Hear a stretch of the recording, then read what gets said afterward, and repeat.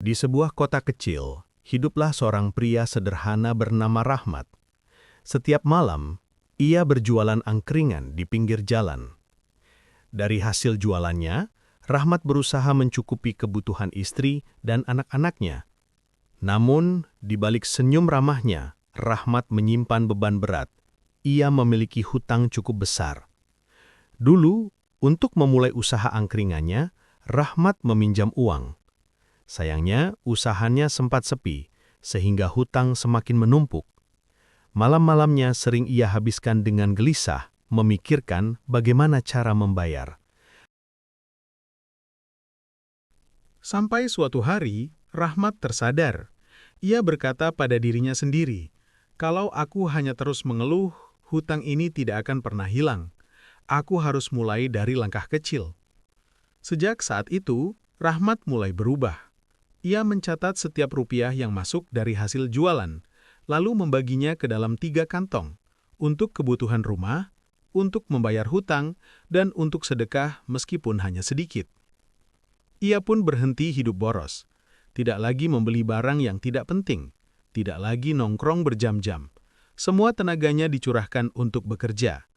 Siang hari, Rahmat mulai menerima pesanan nasi bungkus bagi pekerja kantor dan buruh di sekitar tempat tinggalnya. Malam hari, ia tetap berjualan angkringan. Yang membuatnya istimewa, meski masih terlilit hutang, Rahmat tidak pernah meninggalkan sedekah. Baginya, meski hanya 1.000 atau 2.000 rupiah, itu tetap bernilai di mata Allah.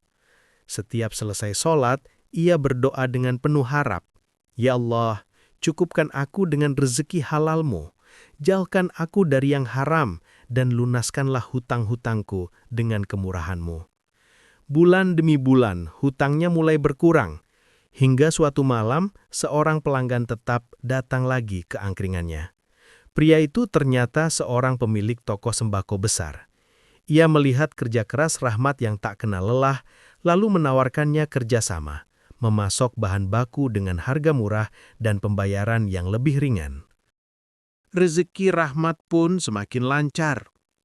Dengan usaha yang gigih, pengelolaan keuangan yang disiplin, doa, dan sedekah yang tak pernah ia tinggalkan, dalam waktu 2 tahun, Rahmat berhasil melunasi seluruh hutangnya. Malam ketika ia melunasi cicilan terakhirnya, Rahmat menunduk, menangis haru. Ia sadar, kebebasan dari hutang bukan datang hanya karena kerja keras semata, tapi karena keberkahan dari doa dan amal kecil yang ia lakukan dengan ikhlas. Kini, Rahmat bisa bernapas lega.